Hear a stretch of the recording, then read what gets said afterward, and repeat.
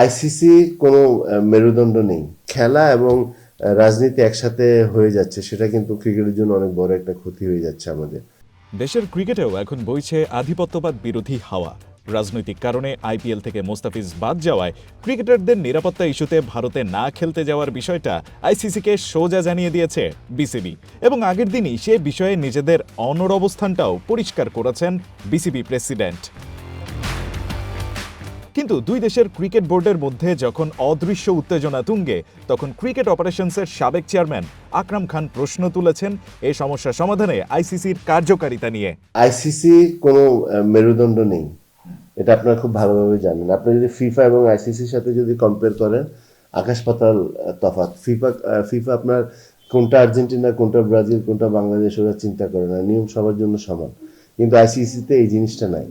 ICC মনে করেন একটা দুইটা টিমের উপর অনেক বায়াসড, এটা আপনারা সবাই জানেন। এটা সো আমার মনে হয় যে ওর চেয়ে বেটার হবে যদি বিসিসিআই সাথে যদি আমরা আন্ডারস্ট্যান্ডিংয়ে যদি আমরা কথাবার্তা যাই, তাহলে এটা পজিটিভ দিক যাবে।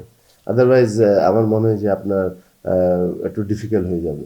ভারতের সঙ্গে ক্রিকেটীয় সম্পর্কটা দেশের ক্রিকেটের জন্য কতটা গুরুত্বপূর্ণ খানিক বাদেই টেনেছেন সে প্রসঙ্গও। সম্পর্ক তো খারাপের দিকে যাচ্ছে। একটা জিনিস আমাদেরকে মনে রাখতে হবে, মানে আজকে বাংলাদেশ ক্রিকেট যেখানে আসছে, এখানে কিন্তু আমাদের এশিয়ার মধ্যে যে তিনটা ওয়ার্ল্ড চ্যাম্পিয়ন দল আছে, শ্রীলঙ্কা, পাকিস্তান, ইন্ডিয়া, ওদের কিন্তু অবদান অনেক বেশি। এখনকার জেনারেশন, এখনকার লোকরা হয়তো জানে না, যখন আমরা খেলেছিলাম, যখন আমরা কোয়ালিফাই করিনি, আমরা এই লেভেলে টপ লেভেলে যখন খেলছিলাম না, তখন কিন্তু সবাই আমাদের অনেক হেল্প করেছে। ওদের দেশে নিয়ে প্রচুর টুর্নামেন্ট খেলার সুযোগ করে দিয়েছে, ফার্স্ট ক্লাস ক্রিকেটে খেলার সুযোগ দিয়েছে। ওটাতে খেলে কিন্তু আমরা ইমপ্রুভ করেছি, এবং টেস্টেও কিন্তু আপনার ইন্ডিয়ার, পাকিস্তান ওদের সাপোর্ট ছিল।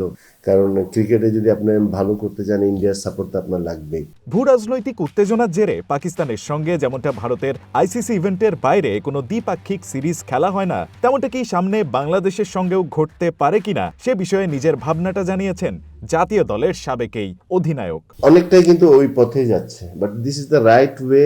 রাইট ওয়ে হলো যে আপনার এরকম কিন্তু অনেকগুলো সিচুয়েশন আগেও হয়েছিল, বাট আমাদের বোর্ড প্রেসিডেন্ট নিজেই গিয়ে কিন্তু আপনার পার্সোনালি কথাবার্তা বলে কিন্তু এটা ডেভেলপ করেছে।